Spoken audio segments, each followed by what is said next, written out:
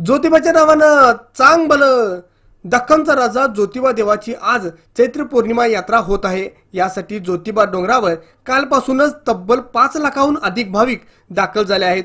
चांगभलाच्या गजरात आणि गुलालाची मुक्त उधळण करत मानाच्या सासनकाठ्यात दाखल होत आहेत।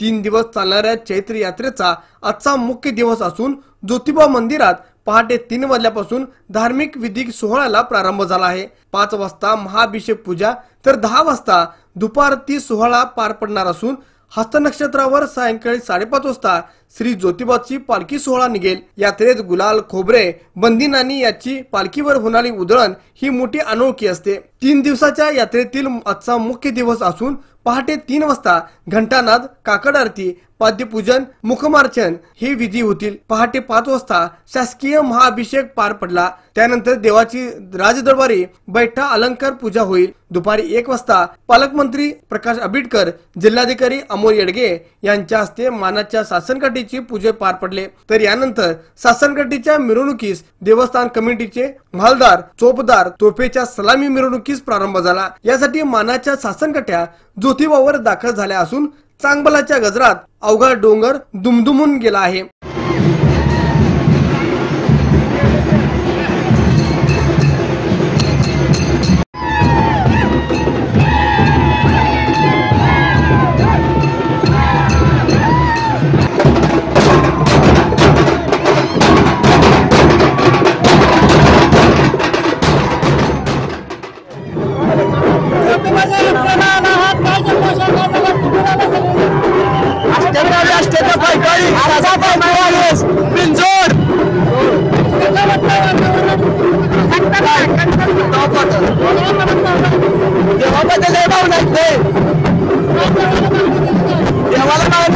पुढच्या वर्षी 2026 टॉप करणार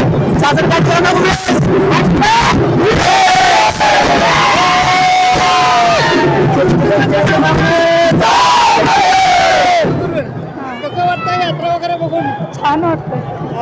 काय प्रार्थना केली देवाकडे? चांगलं चालायचं, चांगलं व्हायचं। आम्ही एवढी सेवा तिथं ते पायवारी करलोय, चांगलं होऊन देत आमचं म्हणून आम्ही देवाकडे प्रार्थना केली। अजून काय वेगळं? अजून काय नाही। चांगली वर्ष झालं इकडे येता यात्रेला? 35 वर्ष झाली आमच्या गाडा चालतोय, बैलगाडी 35-40 वर्ष झाली चालत वारी करतो आम्ही 15 दिवस। आई वडील आमचे, आमचा मुलगा चालत येतात 40 प्रत्येक वर्षी गाडा घेऊन पाड्या घेऊन येतात। 15 दिवस यायला 8 दिवस, जायला 8 दिवस लागते, 15 दिवस।